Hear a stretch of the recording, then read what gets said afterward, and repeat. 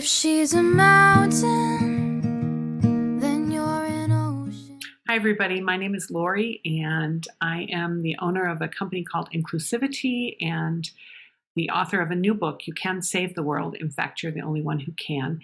And this is our podcast, which we do in collaboration with the Alliance for Sustainability, which is a nonprofit in Minnesota. And today we often have guests that talk about both sustainability, but also creativity and how they use both of those things in their lives. And today we are very fortunate because we not only have a guest, Myron Lowe, who is a part of the Alliance for Sustainability as well. I think are you on the advisory board, Myron? Yes, even as it is evolving. Exactly. As it's evolving, Myron is a part of the advisory board at the Alliance. And Abby, who is also with us, is an intern at the Alliance. And Abby, I have completely forgotten your last name. Matthew. Matthew? Mm-hmm. Okay. Well, and so Abby Matthew is with us, and Abby's actually going to lead the conversation, and I will chime in with questions as needed. And I'm excited to hear Myron's story and learn more about who he is and how he got to where he is. So Abby, take it away. Yeah, I guess to start off, if you can kind of talk about what you're doing now and then how you got to where you are currently and what you're doing at the moment. Yes.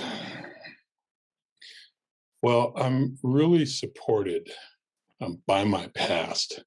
I can't really talk about what I'm doing now unless I reference my past. It's very important to me. So I was born and raised in Chicago, in the city, large urban Black community, and it served me well. I learned a lot about being a person of color, being Black, what that means in its gifts and its celebrations, but also its challenges and pains. And most of those challenges and pains remain. And yet, I had an opportunity to go to college out of the city. I actually went to college in a place where it was in Illinois, but it was near Kentucky and Missouri. And so this was a big insight and an overwhelm for me because I'd never been anywhere but the dense city. Mm-hmm. And so it opened me to difference. And yes, among my experiences growing up, there were many differences, of course. But this was a difference I never experienced it. And within that, many differences. And it moved me to be open.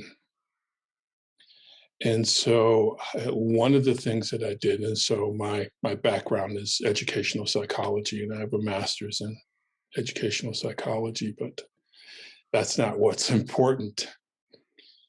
It moved me to be open to seek opportunities that I otherwise would not be open to, and to be more comfortable with difference. I can never be totally comfortable with difference, and yet to be open with difference as a possibility is quite a gift. I don't see that everywhere. Everyone being comfortable with that, and that's okay. That's okay. But I'm using it to the best of my ability. And so part of that is I moved to Minnesota for a corporate job and got various positions of responsibility and leadership. And really that openness to difference and using difference together to make something that wasn't possible otherwise really informed me.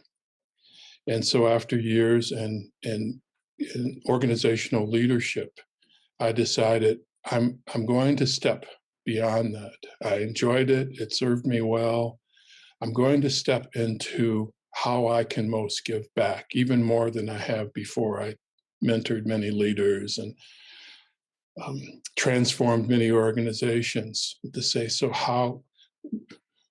what can I do that's even more effective? And so I began to coach. And so now I am a leadership consultant for organizations that are ready to transform. It's beyond change. Change will always be with us. Transformation is another step beyond that. It really shows a sincerity and commitment to doing something different. And again, this is where difference comes in. And so I work with organizations and teams, and specifically, I also work with leaders individually who are ready to be transformational leaders themselves, and to create an environment of leadership for others to step into how they are present to and ready to be leaders or to continue in their leadership.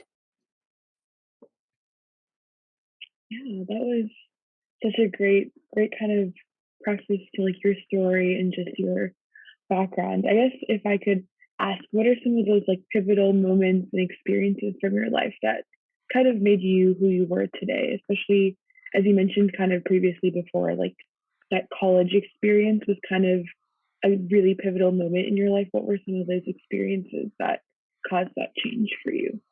Yes, well, I'll mention there have been many, of course, in a life that embraces or invites difference.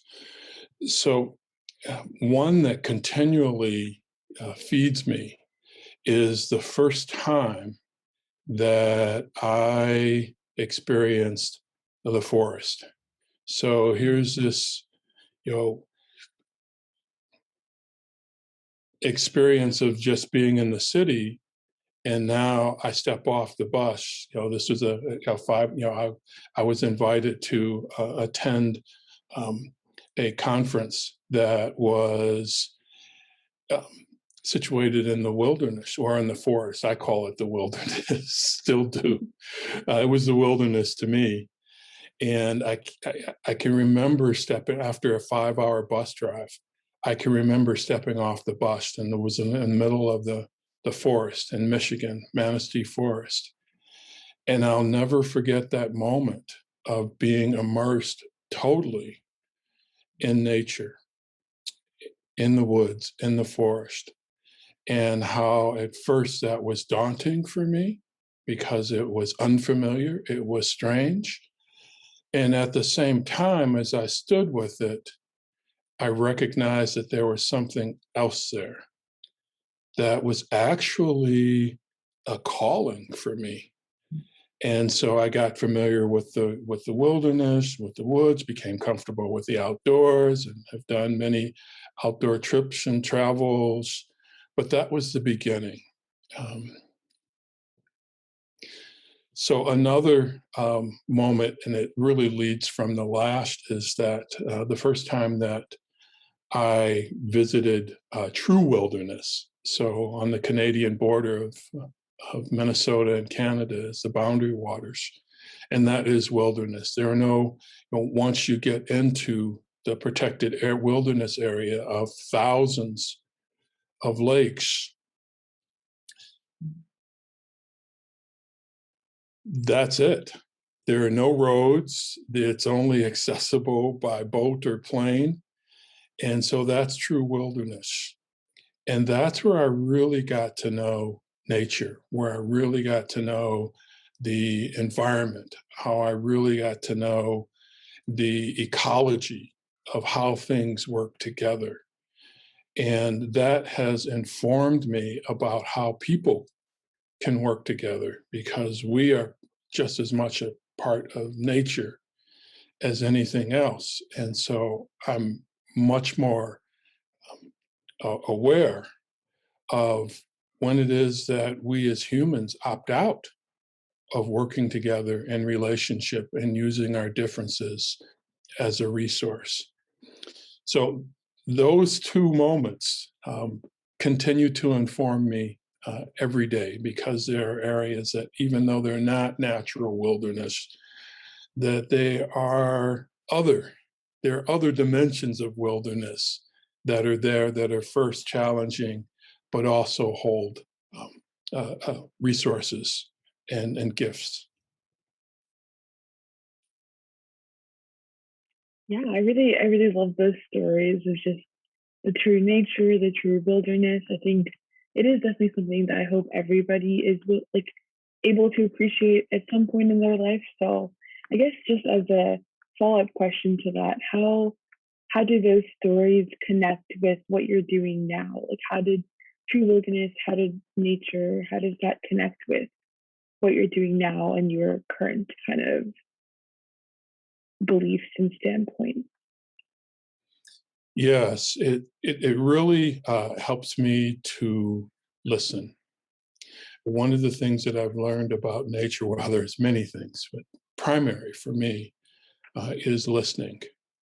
Nature is always listening, even when it's resting, even when it seems to be sleeping, it's listening. And so that's a reminder to me as often as I'm in nature, and I'm out hiking and biking often. That's a way that I recharge. But listening, listening to what's present, and even beyond listening, I've learned from nature that there is a level of listening that reaches understanding, and understanding can be um, held in many ways. In one way that I hold it is that understanding is about when something speaks to me and I hear it in its own way, from its own existence, rather than me thinking I know or assuming that I know. And so this listening has really served me, and I continue to learn how to listen. It's an endless journey, and yet it continues to serve me. The other is learning. Is so with this understanding of what's around me, it also invites me to understand who I am, even as I'm evolving on this journey through life. What are my gifts? What do I have to offer? What are my challenges, and how am I responding to them for something with them, but also beyond them? And so that learning adds an adaptive piece. It says, here I am as a resource, and how do I use these resources that are within me and around me and with others to actually make progress, to make a difference that's not there, but because I look at how I can engage with others to bring forward something that into being that isn't there. And so the last piece is that adaptability is how do we stay in a place in the midst of everything, because we always have challenges. We wouldn't, none of us would be here if um, those who came before us weren't able to respond to challenges, and respond to challenges in some way of cooperation, and we continue to expand that. But it really comes down to adaptability, being open, willing to engage, and willing to both listen and learn for a possibility that's not um, that's not only a dream, but it's a dream that's available to us now. Mm. Yeah, I really liked how those stories kind of made such a profound impact on your kind of life experiences, what you're doing now. So I guess another question I have is what are some of your like life philosophies you'd say? Like I know you mentioned some of them being things like adaptability, flexibility, but do you have any other kind of life philosophies as well? I like the word philosophy. It's a big word that I don't use very often, that I hear once in a while. And so thank you for giving me the delight of that word. And what I will say in response to your great question is,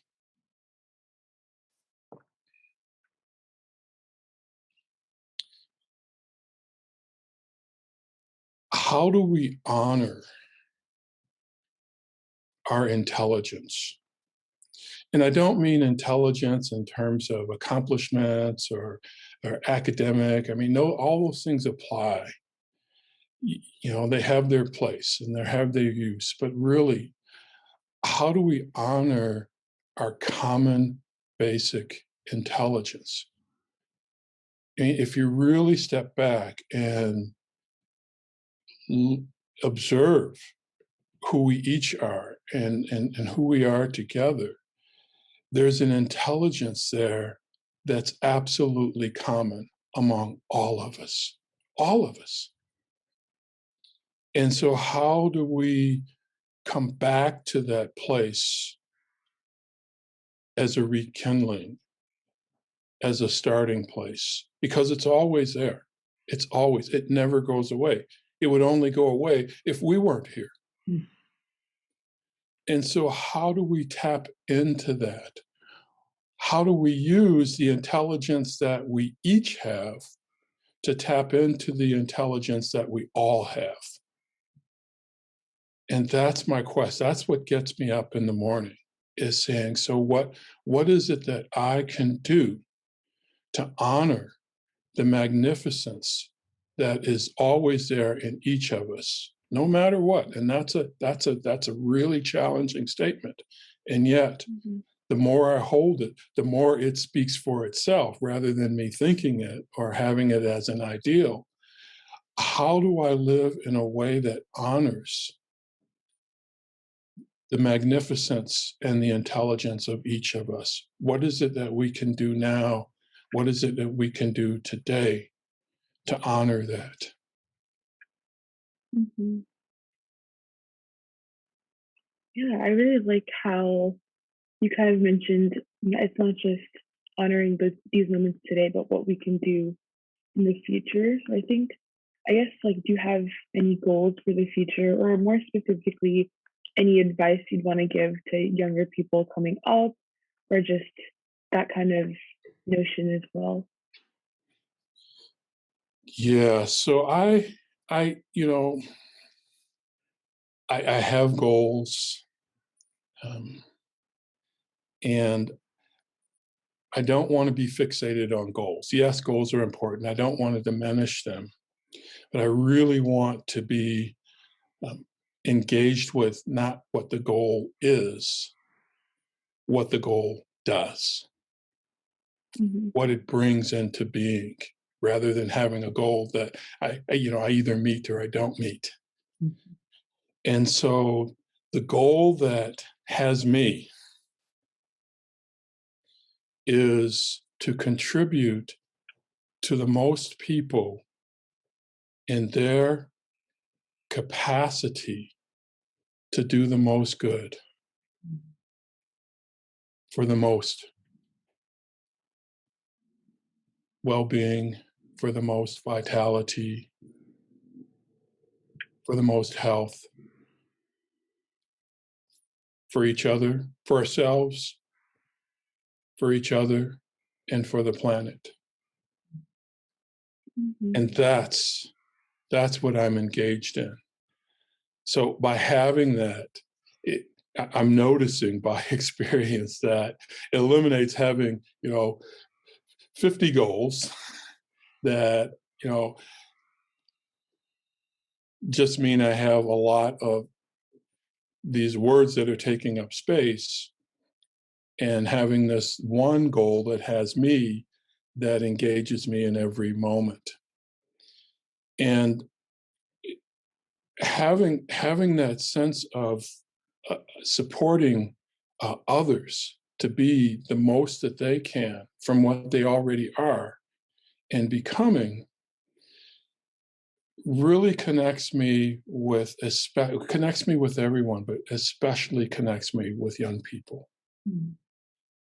And because they're so in so many ways there's so much energy there, and there's so much ahead, and there's so much ready. And young people are always the future. And so what I offer, I seldom give advice. It's just who am I to give advice? We're each highly capable on our own, and yet we can illuminate, we can learn, we can illuminate um, um, points of light and insights and experiences from each other. That's not advice.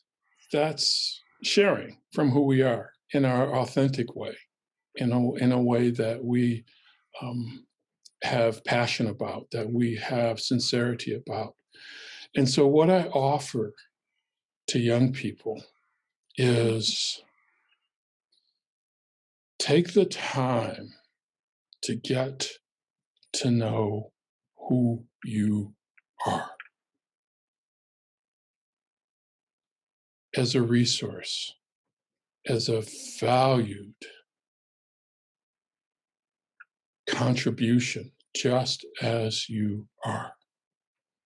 Mm-hmm. Get that sense of grounding of who you are, because so much in the world comes into all of us externally. We get information, we get social media, we get all kinds of things. It's information. Those are things that are outside in. And yes, they have their place, but they don't take the place of who you are from the inside out. And that's really up to you.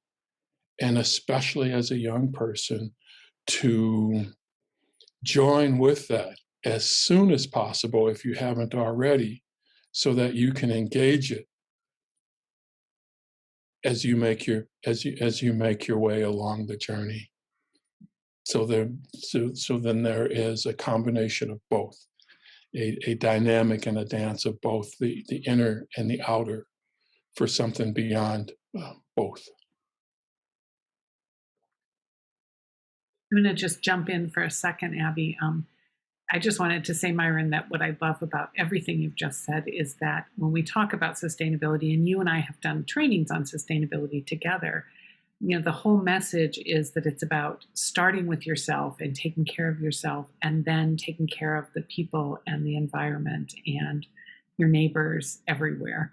And so I love that that's sort of the core of who you are, is this sense that we're all interconnected. Almost, it sounded like you were almost talking about that shared consciousness idea, that there's things that we all share and that combine us and bring us together. And I really just love the way you put that. And also, it's sustainability. That's what you're talking about, is creating a world for all of us. And that's just lovely. Yes, sustainability is a great way of being. And I see sustainability as a choice. And it's a choice because sustainability does not happen by accident. There's a default that is always there of survival. What do I need to do to get by? What do I need to do to make it? And that's important. We wouldn't be here if there weren't survival and if we didn't take that on. And yet, sustainability goes beyond survival. And so part of that choice is to take care of myself. not in a self-absorbed way. That's kind of this pendulum swing all the way to the opposite, that I'm the center of the world and everything revolves around me. Well, okay, if that be, that's always out there and available.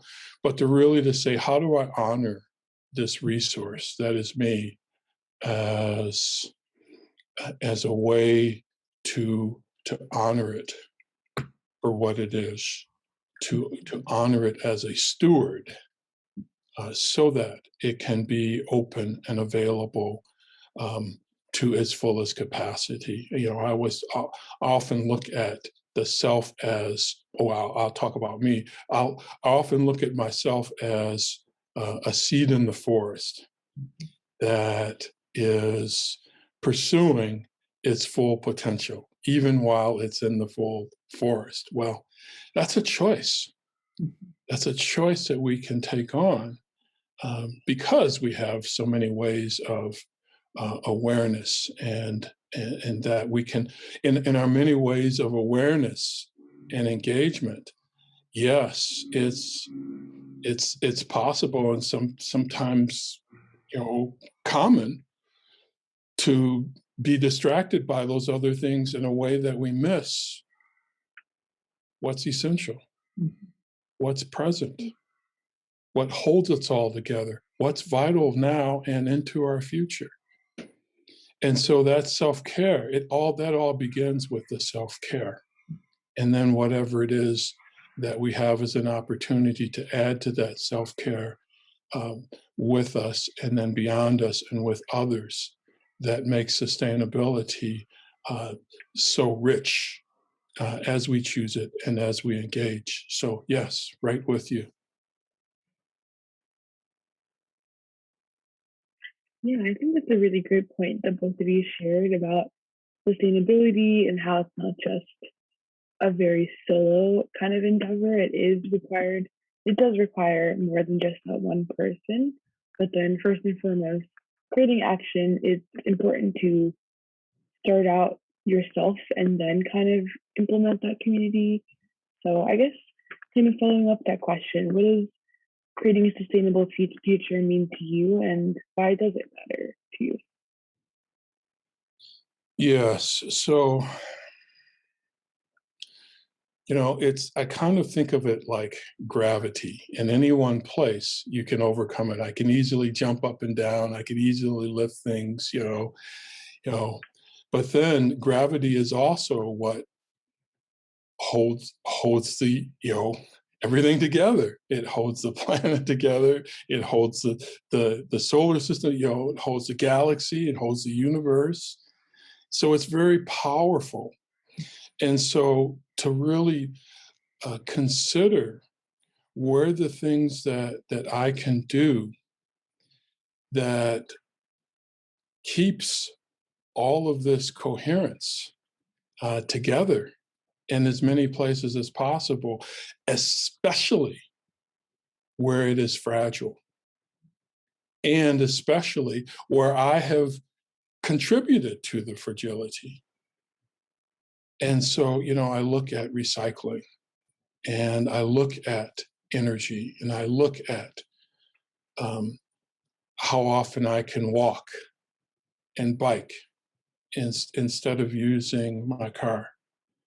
And so that's, this dynamic here between this is really big, as far as a challenge, and yet here's what I can do that will make a difference.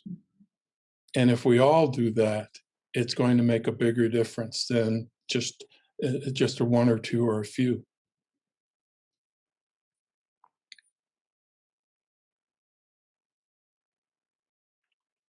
Yeah, I agree. I think that is a really important kind of perspective. And yeah, it kind of connects to, I guess, a question more about yourself is just like, what are some of your passions that you like to do, like to focus on, especially just in those moments of free time or moments of just kind of calmness in a busy world?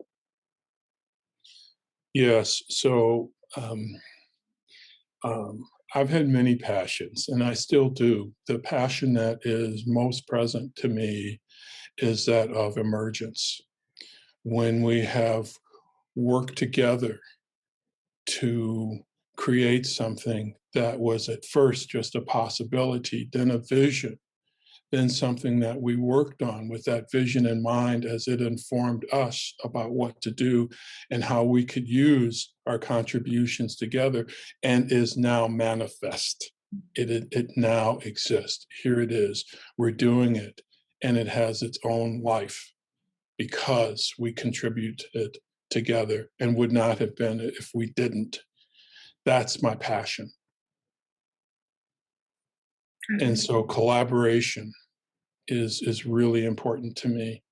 And collaboration is, as Lori mentioned, sustainability, collaborate, there's self-care, and there's many aspects of sustainability, but collaboration is another that is integral to sustainability.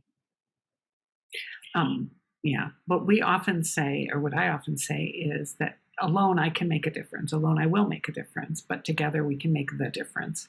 So I think that's that collaboration piece, Myron, that's so essential for life. For almost everything we do, it's better if we can work with others and collaborate with others.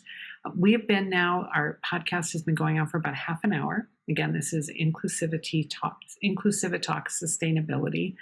It's our podcast, and we usually tape for about half an hour and then end. And so what I would like to do, I want to invite both Myron and Abby to stick around for a bit, and we'll tape another segment.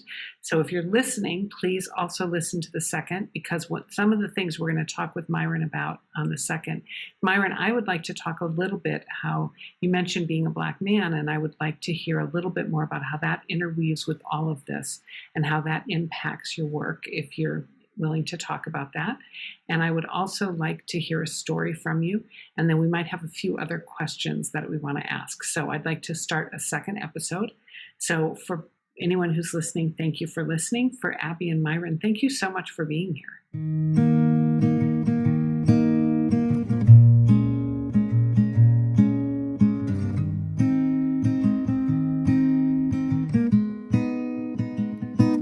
If she's a mountain